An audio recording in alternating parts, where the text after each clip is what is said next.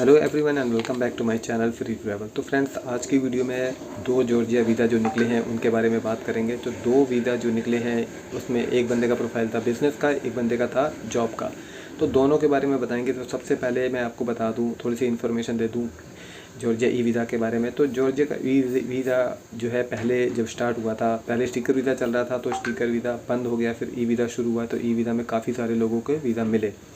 उसके बाद जो है वीज़ा जो है एकदम बंद हो गया आना, मतलब लोगों को अच्छी खासी ट्रैवल हिस्ट्री के बावजूद भी जो है वीज़ा नहीं दे रहे थे। लोगों के even Schengen visa, expired visa उन्होंने लगाए थे। कुछ लोगों ने अपने यूएस के एक्सपायर्ड वीज़ा लगाए थे, तब भी वो लगाने के बावजूद भी अच्छा खासा फंड बैंक के स्टेटमेंट में दिखाया, तो उसके बावजूद भी उनके वीज़े नहीं आ रहे थे। ट्रैवल इंश्योरेंस तक लगाई थी लोगों ने, तब भी वीज़े उनको नहीं मिले। बहुत वीज़े रिफ्यूज़ होते चले जा रहे थे। तो अभी का जो सीन है, अभी जो है दोबारा से जब से स्टिकर वीज़ा शुरू हुआ है तब से ई वीज़ा भी आने शुरू हो गए हैं। कुछ लोगों के वीज़े आए हैं, इवन फ्रेश पासपोर्ट पे भी लोगों के वीज़ा मिले हैं जॉर्जिया के। बट मैं ये कहूँगा, रिकमेंड करूँगा कि आपके पास थोड़ी सी ट्रैवल हिस्ट्री ज़रूर हो 2-3 कंट्री की, ताकि आपको वीज़ा भी मिल जाए आराम से। और जब आप जाते हो जॉर्जिया, वहाँ पर इमिग्रेशन में भी आपको कोई दिक्कत ना आए।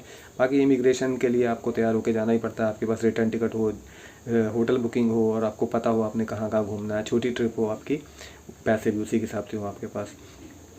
तो अब आप बात करते हैं फ्रेंड्स से, इन लोग जिनके वीज़े आए इनके बात करते हैं। एक बंदे का फ्रेंड्स से बिज़नेस था, बिज़नेस वो करते थे। तो जो दूसरा बंदा था उसकी जॉब थी। तो बिज़नेस वाले ने अपनी करंट अकाउंट और सेविंग्स अकाउंट लगाया था। अगर आपके पास करंट अकाउंट नहीं है तो आप अपना सेविंग्स अकाउंट ही लगा सकते हो। साथ में आप अपना पासपोर्ट की फ्रंट बैक कॉपी और एक फ़ोटो, अपना आधार कार्ड का वेरिफिकेशन कराना होता है। आपको आईटीआर के बारे में इंफॉर्मेशन देनी होती है पैन कार्ड के थ्रू। उसके अलावा आपको अपनी ट्रैवल हिस्ट्री जहाँ जहाँ आप गए हो उसकी फ़ोटो कापी आपको अपलोड करनी होती है। बैंक की स्टेटमेंट 6 मंथ की आपको अपलोड करनी होती है। ठीक है, आपका बिज़नेस का प्रूफ आपको अपलोड करना होता है। तो ये जेपीजी में फॉर्मेट में आप उसको अपलोड कर सकते हो। जो बैंक की स्टेटमेंट है उसे आपको अपने ऑनलाइन ही डाउनलोड करना होता है। ऑनलाइन डाउनलोड करके उसे अपलोड करना होता है। तो 6 मंथ की बैंक की स्टेटमेंट, ई स्टेटमेंट आपको डाउनलोड करके आपको जो है अपलोड करनी है जॉर्जिया ई वीज़ा के लिए।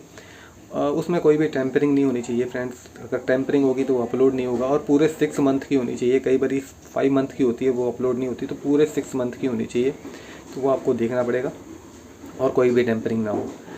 अब बात करते हैं जिनकी जॉब है फ्रेंड्स। जॉब वाले के लिए, अगर आप जॉब कर रहे हैं तो एनओसी आपको लगानी है जेपीजी फॉर्मेट में। सैलरी स्लिप आपको लगानी है 6 लगा दो आप सैलरी स्लिप, और एनओसी लगा दो, और बैंक की स्टेटमेंट लगा दो अपनी सेविंग्स की।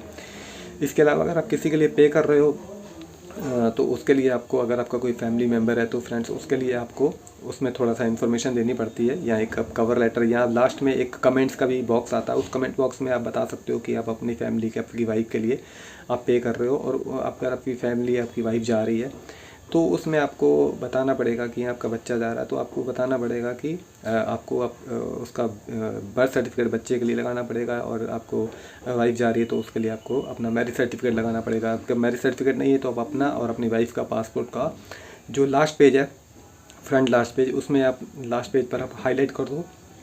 हाईलाइटर से हाईलाइट कर सकते हो, ताकि उनको पता लग जाए कि आप जो है हस्बैंड वाइफ हैं। या अगर आपके पास मैरिज सर्टिफिकेट है तो सबसे बेहतर है। तो ये चीज़ है आपको, अगर आप अपनी फैमिली के साथ जा रहे हो। तो जॉब वालों के लिए मैंने बता दिया, एनओसी, सैलरी स्लिप, बैंक की स्टेटमेंट जो कि टेम्परिंग नहीं होनी चाहिए, उसमें छेड़छाड़ नहीं होनी चाहिए। और बाकी आपकी जो ट्रैवल हिस्ट्री वो आपको अपलोड करनी है। आपकी इमिग्रेशन की स्टैम्प्स आपके पासपोर्ट पे लगी होंगी तो वो आपको अपलोड करनी है। कोई वीज़ा वैलिड है वो अपलोड करना है।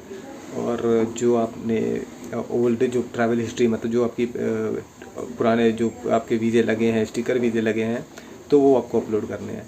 तो ये सारी और बाद में जो कमेंट, जो जिसमें कमेंट आपको करना होता है, कमेंट बॉक्स होता है, उसमें आपको कमेंट करके बता देना है कि आपने, जैसे हम इसमें कवर लेटर नहीं लगाते तो कवर लेटर की जगह आप कमेंट बॉक्स में ही अपना कवर लेटर टाइप का आप मैटर लिख सकते हो। और उसमें बता सकते हो जो भी आपकी इन्फॉर्मेशन है जो आप देना चाहते हो वीज़ा ऑफिसर को, कि आपने कितने दिन के लिए घूमने जाना है, किस पर्पज़ से जाना है, और अगर आप किसी के लिए पे कर रहे हो तो उसके बारे में बता दो। और थोड़ी सी उनकी कंट्री की आप जो है तारीफ़ भी कर दो कि भाई इस वजह से हम जा रहे हैं। और बस इतना सारा आपको करना है। तो फ्रेंड्स, उसके बाद में आपको जो है आपको सबमिट करनी होती है आपकी एप्लीकेशन। तो उसके बाद आपको 5 दिन का वेट करना होता है। तो 5 वर्किंग डेज़ के बाद ये वीज़ा आपको मिल जाता है। हालांकि ये 6-7 दिन हो गए थे, 6वां-7वां दिन हो गया था, बट बीच में संडे सैटरडे भी पड़ जाता है, तो उसकी भी छुट्टी मानी जाती है। तो फ्रेंड्स ये सारा प्रोसीजर है जॉर्जिया ई वीज़ा आपको लेने का, आपका अप्लाई करने का। तो फ्रेंड्स अभी वीज़ा आने शुरू हो गए हैं, तो अब आप राइट टाइम है, अब आप अप्लाई कर सकते हो। आपकी पूरी जो डॉक्यूमेंट्स आपके पास अवेलेबल है वो आप लगा दो, जो रिक्वायर्ड है वो आप लगाओ, ट्रैवल हिस्ट्री आप ज़रूर अपलोड करो। तो फ्रेंड्स इतनी ही इन्फॉर्मेशन आपको देनी थी इस वीडियो के थ्रू। तो आई होप ये आपके लिए काफ़ी यूज़फुल होगी, आपके लिए आपके काम की होगी। तो फ्रेंड्स मिलते हैं किसी और वीडियो में, तब तक के लिए सत श्री अकाल।